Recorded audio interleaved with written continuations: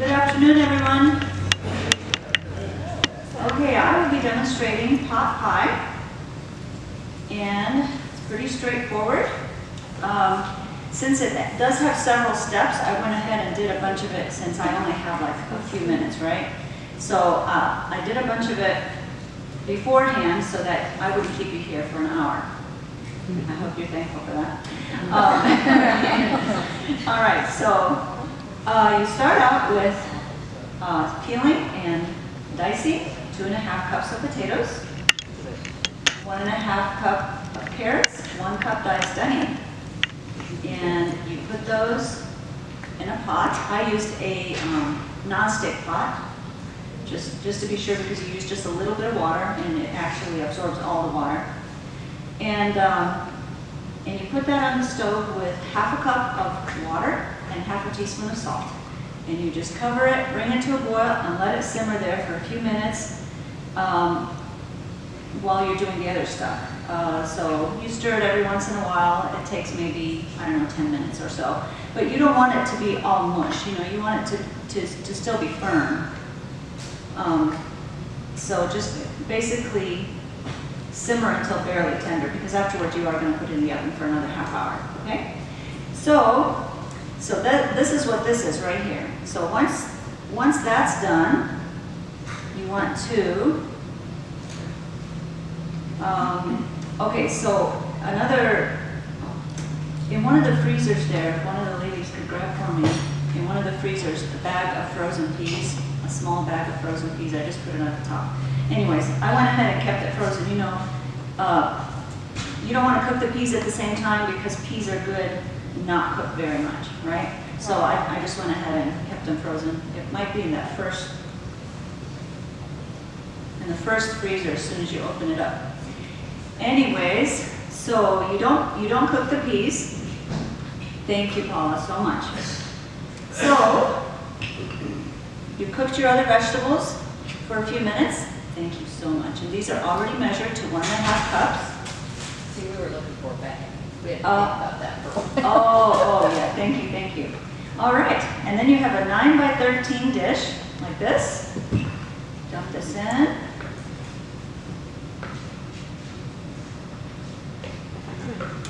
And then it says 1 cup of diced meat substitute or gluten. If you make your own homemade gluten, or what I use for this is just the Morningstar chicken nuggets. So it just takes maybe 4 or 5, not a whole lot of them. Out of this bag, you can make a couple of big dishes. So it's not a lot. So whatever it is that you like, that you prefer, there are so many these days. They used to make some really good ones at Aldi, but for some reason they discontinue every single good thing that I ever liked. It's discontinued. As soon as I get used to buying it and knowing where it is, it's a conspiracy. They hate me. Anyways, so then I just have to look for something else that's vegan, because sometimes they sneak other things in there. Anyways, and then, so just 1 cup of chopped, some kind of meat substitute, any kind that you want. And then you just take the frozen peas, and you just sprinkle them on top. There we go. And then another thing I made ahead of time is the gravy. So, which is basically your basic cashew gravy that I'm sure has been demonstrated here many times. But this particular recipe is 1 cup of raw cashews that I just went ahead and put in the blender, 1½ teaspoons of salt. And then there's this bouillon that I get at Natural Grocers. One is called Garden Veggie, and the other one is called Not Chicken. So I put 1 of these cubes and 1 of these cubes. You can come and look at them afterwards. Throw them in the blender. Then I put in 2 teaspoons of onion powder, ½ teaspoon garlic powder, 2 tablespoons of cornstarch, and then I put water up to the 5-cup mark in the blender. And I just blended it all up. And then you get this nice creamy sauce that you just dump on top.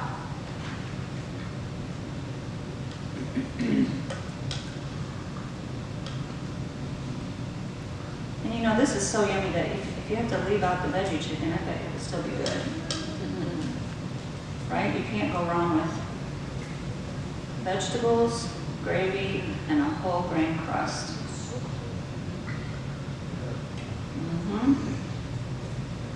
So you just put that over the top.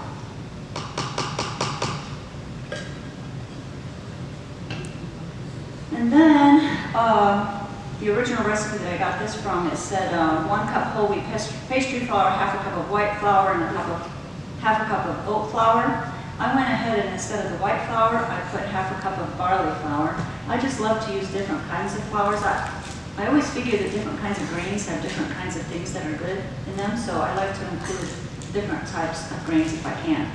And barley flour is really good. I usually substitute barley flour for just about anything especially when I make the healthy cookies or anything like that, just because it tends to be more crumbly, like a lot less gluten in it, and it gives it a really good flaky type of consistency.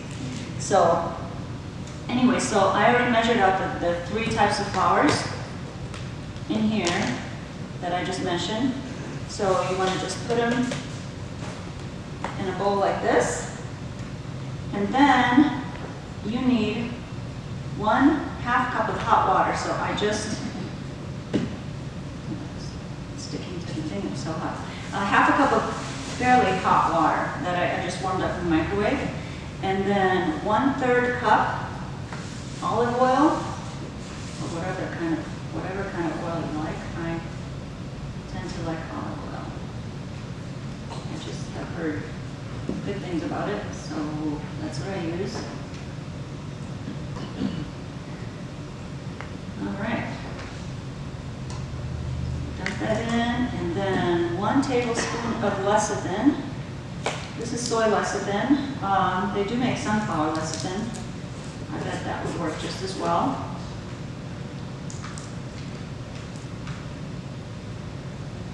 And I always have this on hand because I use it for my bread. It helps my bread to rise better. So I always have it on hand for that reason. All right, dump that in. And then you just eat it with a fork.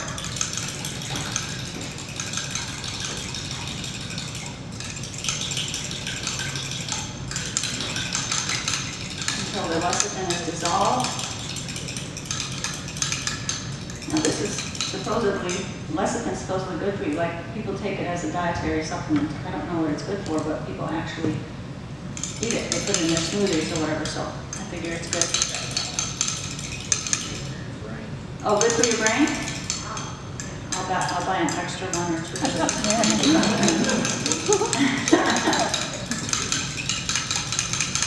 Thank you. All right. And then, the thing with pie crust is you don't want to overmix any type of pastry like that, so you just kind of pour it in and just lightly mix it with the fork.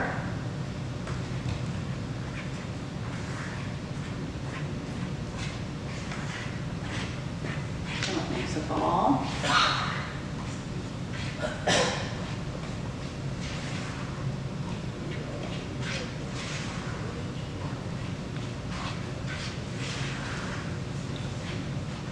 And you may think, cooking is so time consuming, why bother? But I used to think that too. When I first got married, I thought, what a waste of time cooking is. Imagine spending hours and hours cooking, and then you're eating it in half an hour. See, it didn't seem logical. But then I thought, let's say your family eats 3 meals a day. Every meal that you spend time cooking, it's good and healthy. So take 24 hours divided by 3. That's 8 hours of life that you're buying for your family. So it's really not a waste of time. You're spending your time for life with those you love, right? Especially if it's healthy. Okay. I have a question. Do you soak your cashews before? I did not. But I did wash them. I always wash the cashews. I buy the cashew halves from natural grocers, and I've been told that they're dirty, and I believe them because they look dirty. So I make sure I put them in a bowl. I don't just put them in like a strainer. First I put them in a bowl and I fill the bowl with water and I go like this to them to make sure that I clean them. Then I put them in a strainer. Then I, you know, rinse them off. So, but no, I don't soak them. And now I do have somebody who's kind enough to gift us a really good blender. What's it called? The Vitamix. But before that, for all these years, we've been married 40 years and a few days, and I've never had a Vitamix. And it always worked perfectly, not with just a regular blender from Walmart. But now I'm getting spoiled with the Vitamix, to be honest. Okay. All right, so here you have your pie crust. And then, now, don't feel bad if you don't get the pie crust just right the first time.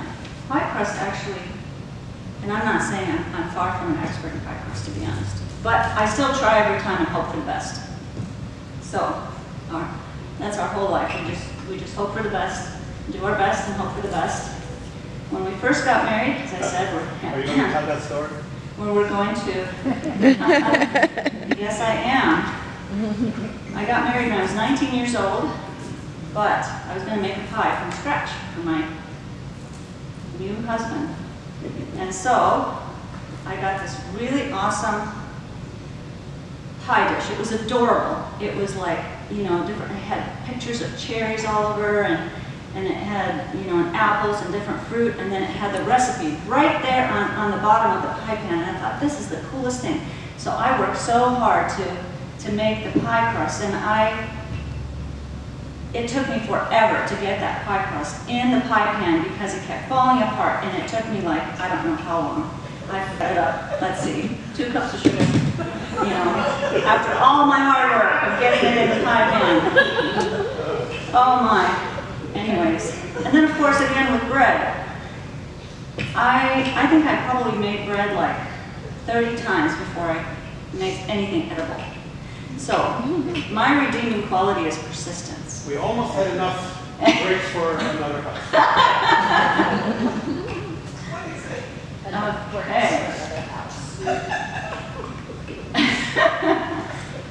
All right. If at first you don't succeed.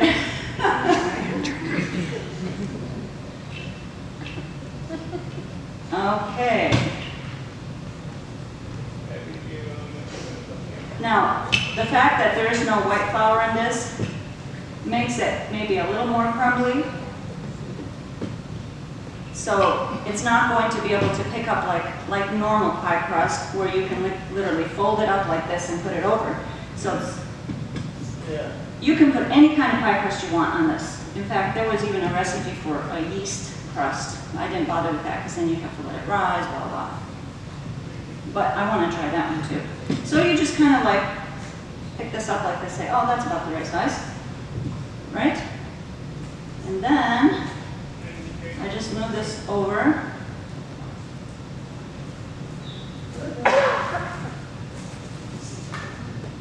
Nice and straight.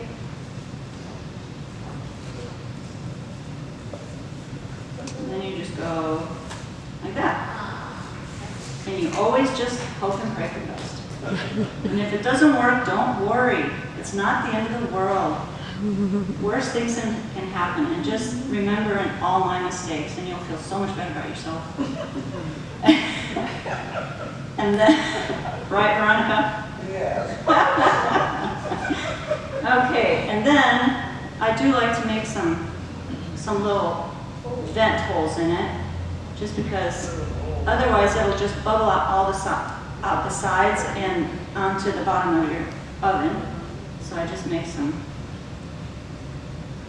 like this.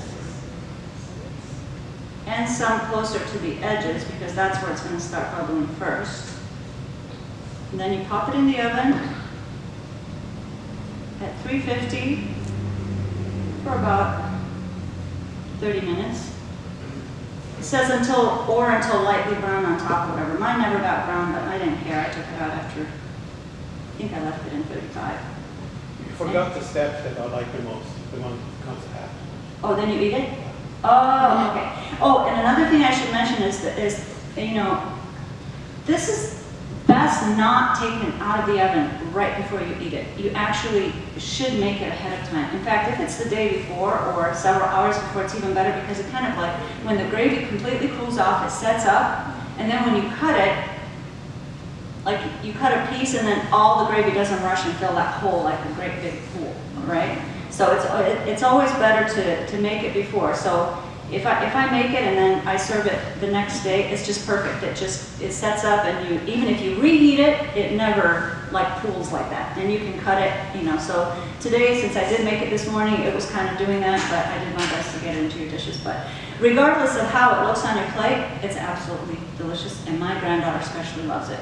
My husband, I don't know, do you like it?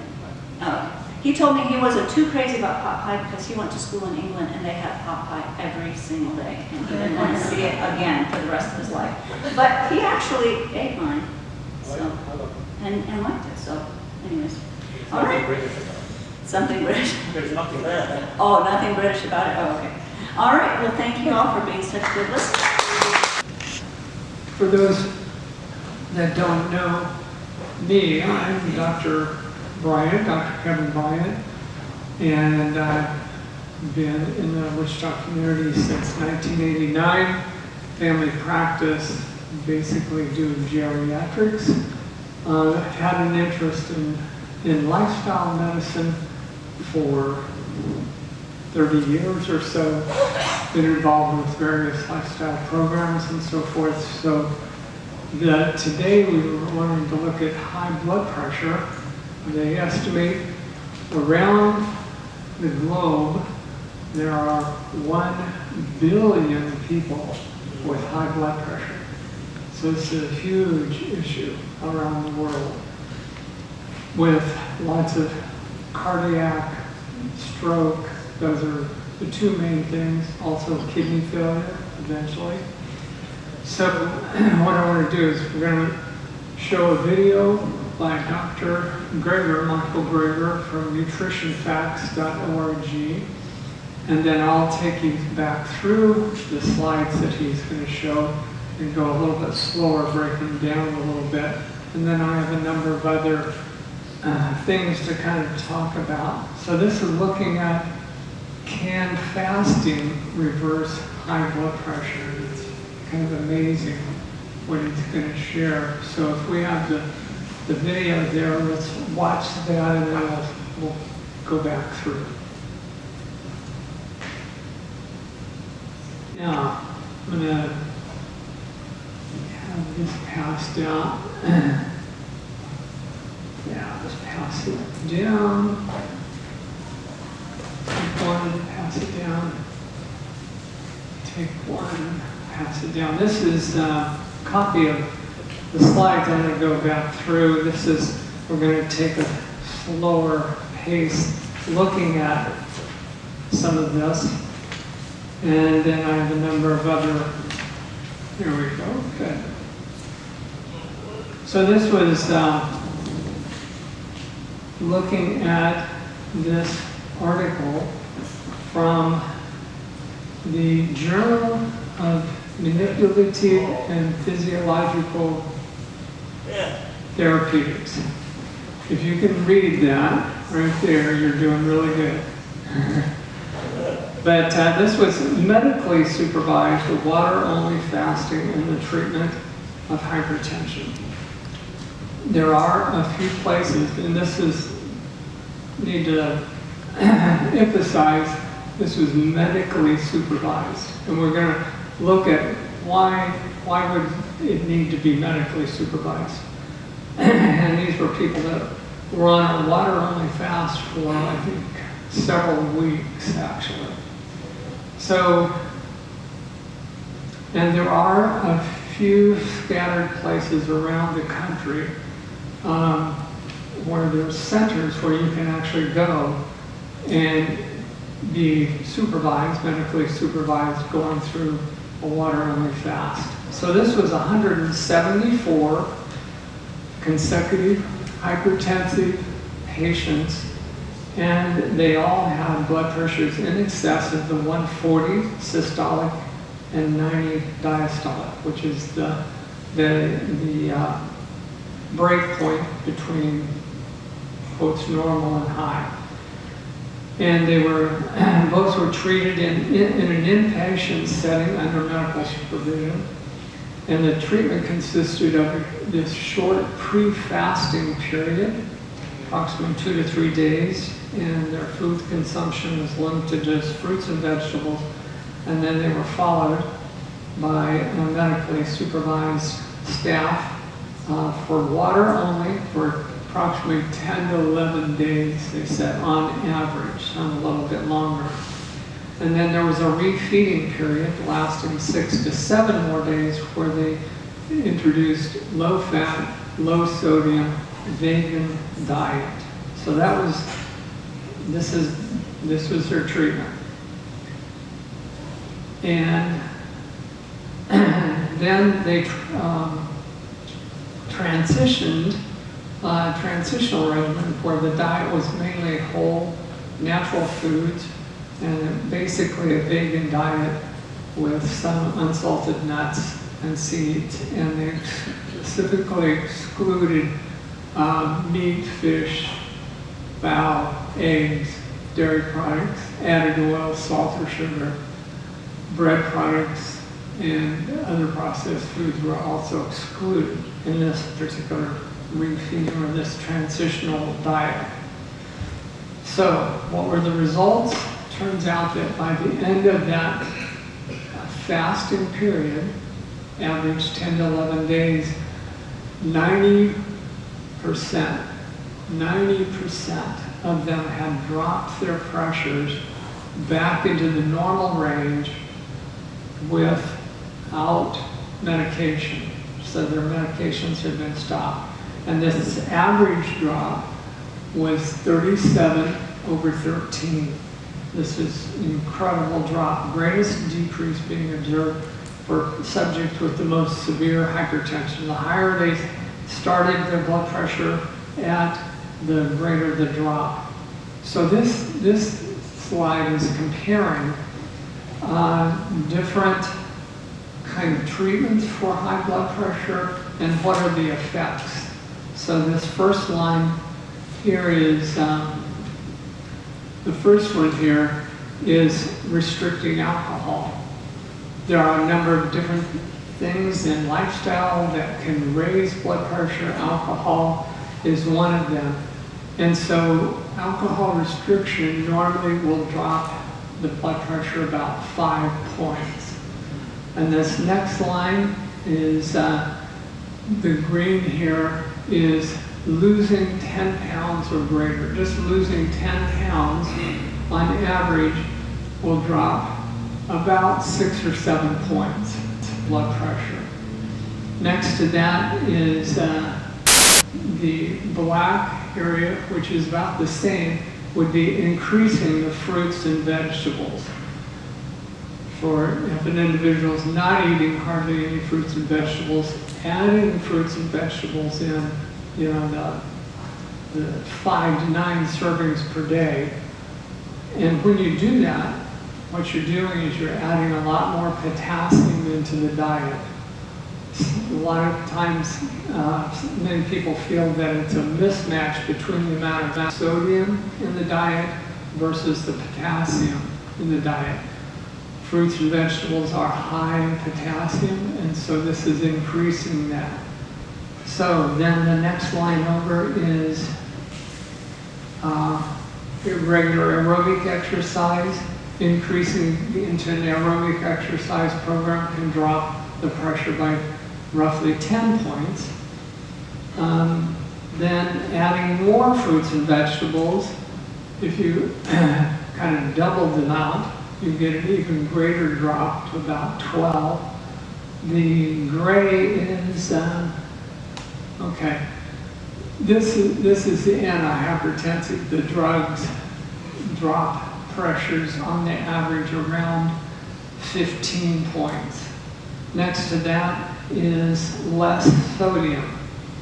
So, and we're going to talk about that in a little bit. So, if you really drop the sodium salt intake in the diet down to 1,500 milligrams a day, we'll talk about that. You can get a drop in pressure almost equivalent to taking a blood pressure pill. And then the green, if you go on a completely plant-based whole food diet, this is the kind of drop that studies have shown you can get in blood pressure, which is even greater than blood pressure medication. Then the last line here was this water fast only. And you can see it's double the drop compared to blood pressure pills and so forth. So this was at the end of that water fast. So and as we're going to see, even when they refed patients, their pressures dropped a little bit more even. So it wasn't like it rebounded back up. So really, one of the takeaways from this slide is that if you begin to combine the various things together, you can get synergism, additive multiplying effect, so that you can get even greater drop in blood pressure.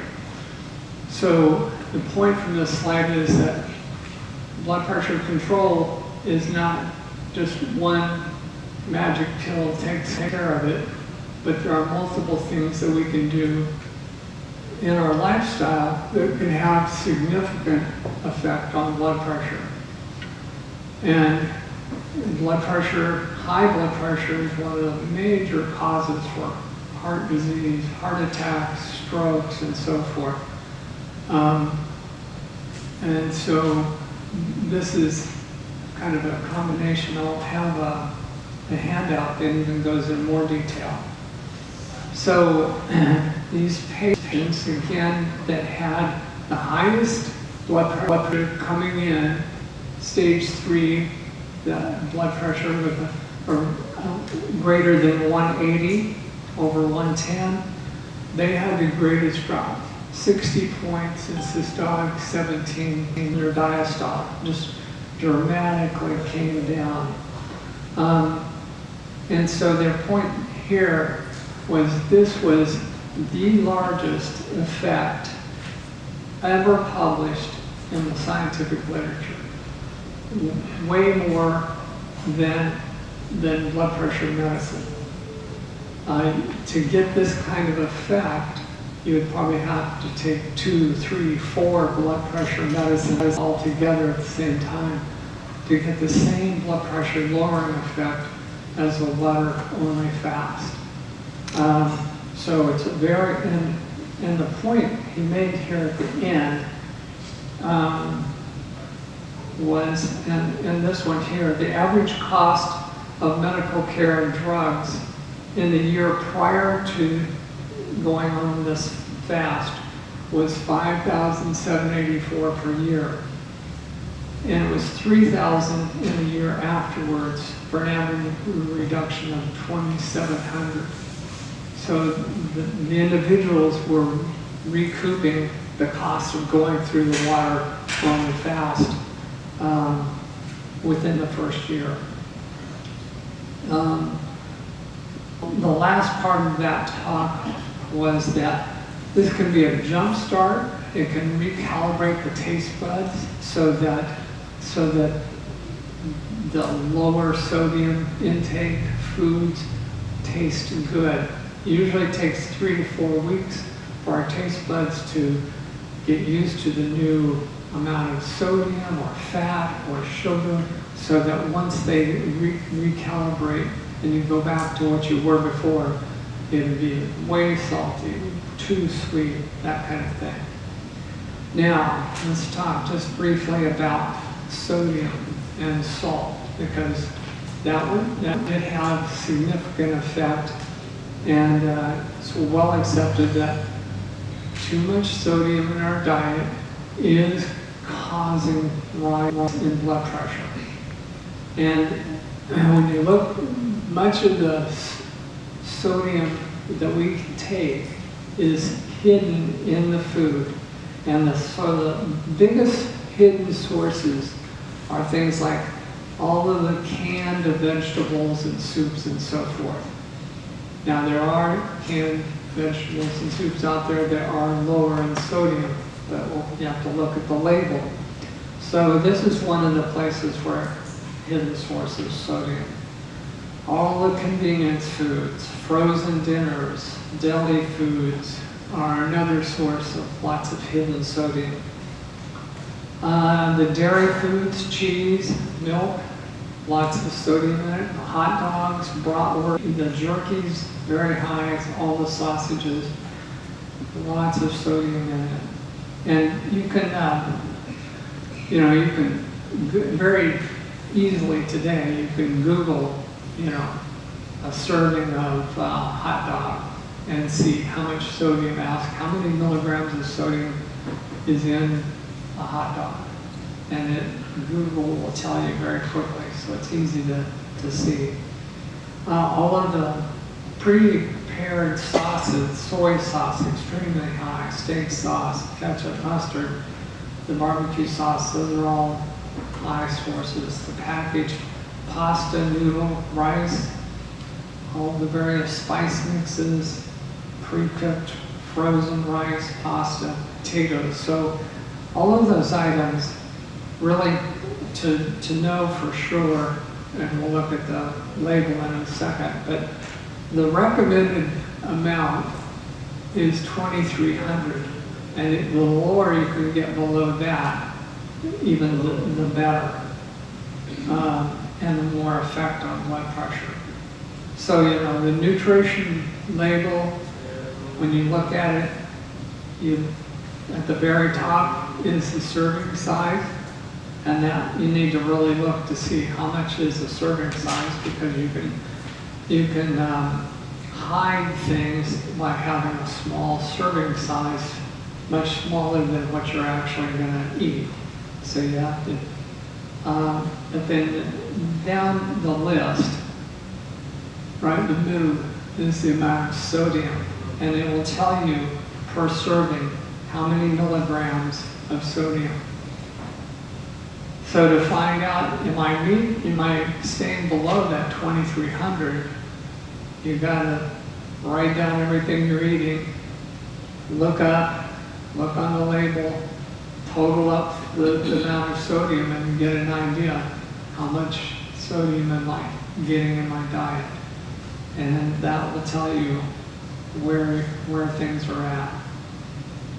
Okay, now let me go to a couple of other handouts, and then we'll answer some questions.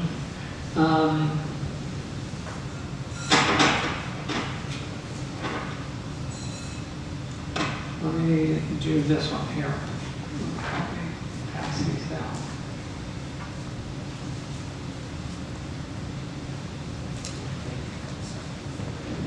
The one I'm passing out right now is looking at why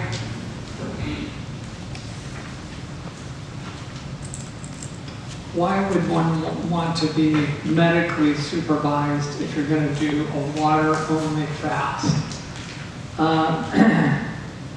Water fasting, it involves consuming only water and no food, and it's gained popularity for various reasons, and we just looked at one of the reasons.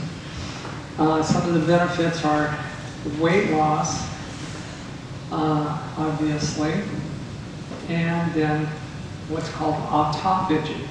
And we kind of talked about it when we were talking about aging. Autophagy is one of the 11 pathways involved in aging process. So fasting can stimulate this and can help the recycling process. Autophagy is our body's cells' ability to recycle damaged parts of the cell. And so water fasting can boost that, stimulate that, which is a positive thing. And then reduce risk of a lot of different chronic diseases, everything from heart disease, certain cancers, diabetes, high blood pressure, we just talked about. Now, and the risks, everything from dehydration and electrolyte imbalances, and this is probably one of the biggest areas that need to be monitored, is to make sure the person's not becoming dehydrated, because they usually go into, their kidneys begin to excrete more urine. And then electrolyte imbalances.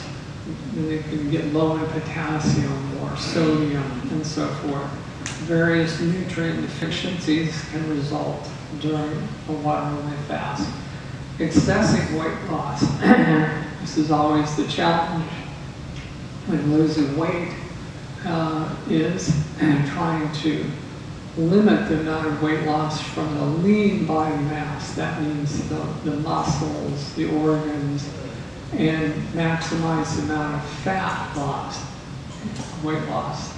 Orthostatic hypotension related to maybe getting dehydrated.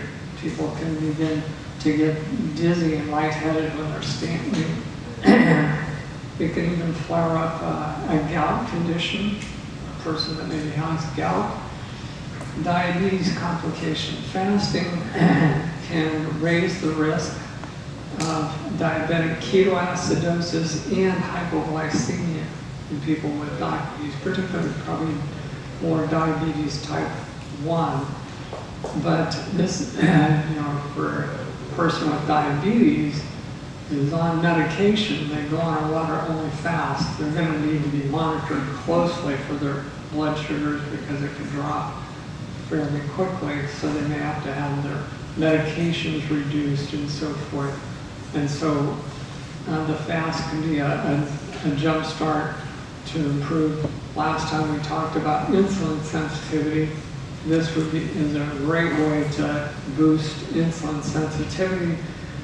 And then the promotion of disordered eating could potentially contribute to disordered eating.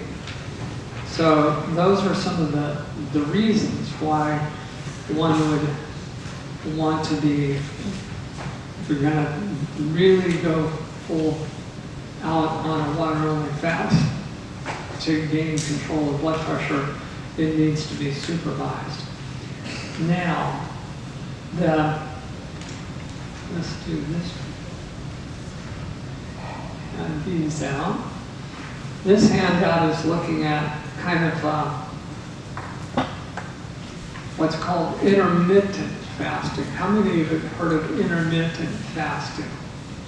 Okay, yeah, that's really come more into the mainstream recently. So this handout is looking at intermittent fasting. It's an eating pattern that cycles between periods of fasting and eating, and doesn't specify which foods to eat, but rather when to eat them.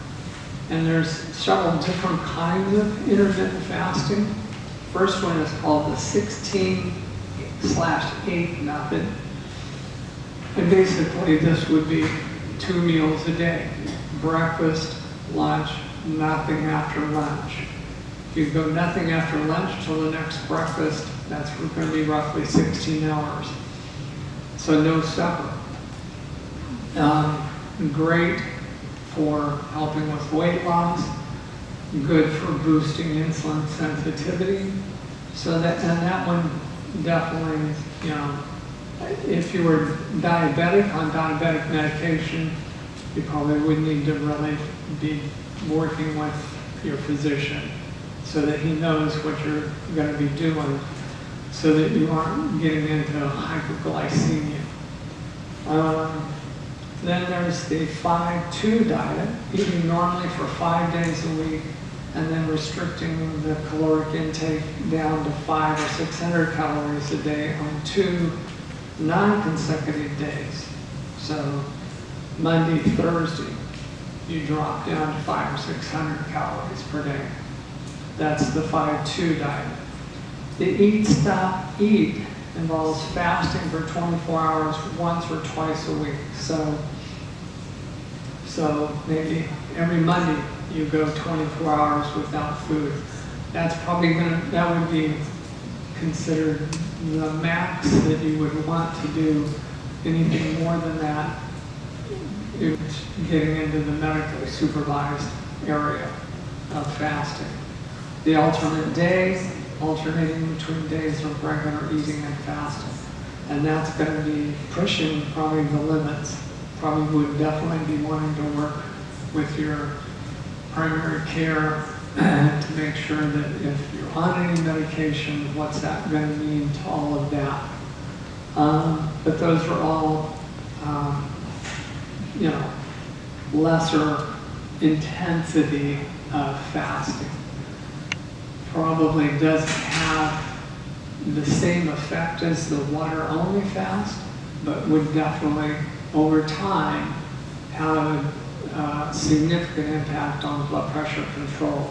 So some of the health benefits there, we talked about weight loss, fat loss, the improved insulin sensitivity, because last time we were talking about how it's the fat that's getting into the muscle cells and into the various cells where, and gumming up the system where insulin is trying to open the doors for blood sugar to get in.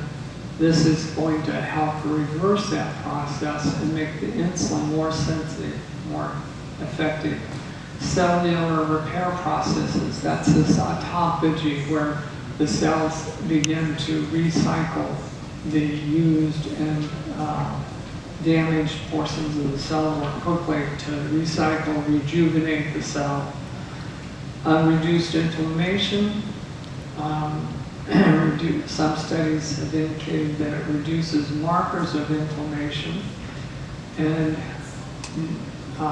we need to do a whole talk on chronic inflammation and its effect on our body. Heart health, brain health, longevity, affecting the aging process. So some of the contraindications or warning are eating disorders, kind of talked about that. Pregnancy and breastfeeding, definitely this probably would not be something you want to do during pregnancy or breastfeeding. Children and adolescents, they would be more prone to having problems from that. Other chronic health conditions, individuals on different medications, those are all going to need to be monitored. And then there's several lists of scientific benefits of the intermittent fasting. Now, I'm going to pass the last handout. This last one is one that I put together a number of years ago. We did a program several years ago by Dr. David DeRose, who's board certified in lifestyle medicine. His program was 30 days to natural control of high blood pressure.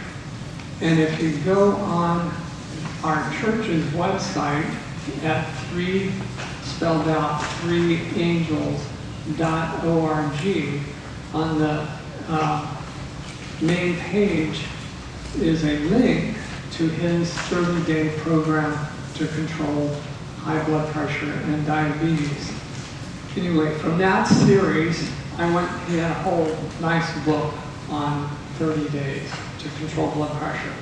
I went through that book, through the whole thing, pulled out every tip, everything that's all scientifically based on various things, natural things to control blood pressure. And that ended up 50 tips to lower blood pressure. I'm not going to go through all of them, you can look through, but when you look through, the point is you can take the more of these, if you put all 50 of these tips together, there's no way you would have high blood pressure or need any medication. the more of these things you put into your life, the better the control would be. And the beauty is that if you're not having high blood pressure, it's not, you're not going to end up low blood pressure and dizzy and passing out. This is all going to be working on controlling high blood pressure. Everything from diet to exercise to sleep to raising vitamin D, smoking.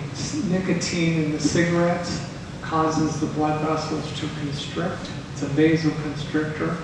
So within minutes of smoking, you can see a noticeable increase in blood pressure in people that smoke. Deep breathing. This is an interesting one. There's a little device called Respirate, number 26, that can train you to do slow, deep breathing down to as low as 3 breaths per minute. It trains you to do the slow, deep breathing. Studies show that doing that for 10 to 15 minutes a day can lower your blood pressure.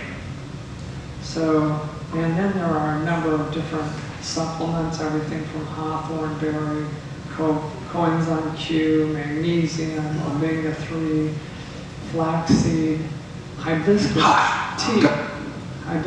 tea, so a number of different things. And then everything down to 47 on the back. Forgive others and yourself. Be willing to put others' interests first. So even down to the level of the stress that we create when we become bitter and can affect our blood pressure, down to meditation. So just a nice list to hold on to and be able to use. Any questions? What's number 41? What's figure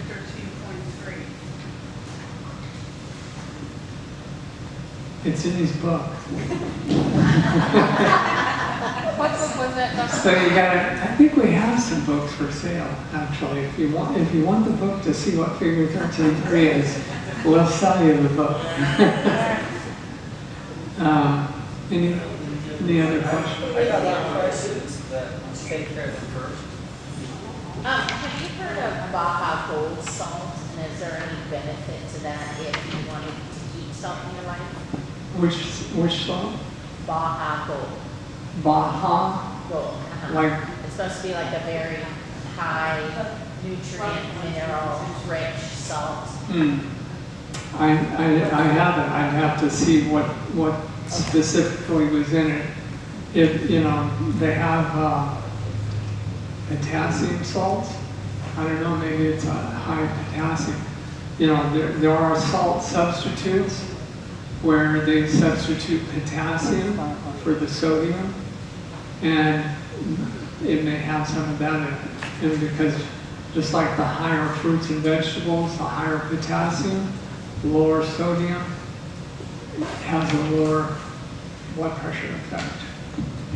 In the back? I have two questions. Number one, I'm surprised that eliminating caffeine is not on here. I think I missed that one. All right. So it's 51 tips, actually, because I know he covered that Okay. in the series. I failed to put that one in, so I need to update 51 tips. And the second one has to do with the alternate day fasting. Doesn't the body benefit from regularity in terms of the gastrointestinal, response to food? I mean, how do you? Well, every other day is regular, right? Okay, so that's something that you would be able to consistently. Okay. And again, yes, I think regularity is important. This would be, I think, for therapeutic effect for a certain length of time. I don't think you'd be looking at doing this extended for months, years. type of thing. Any other questions?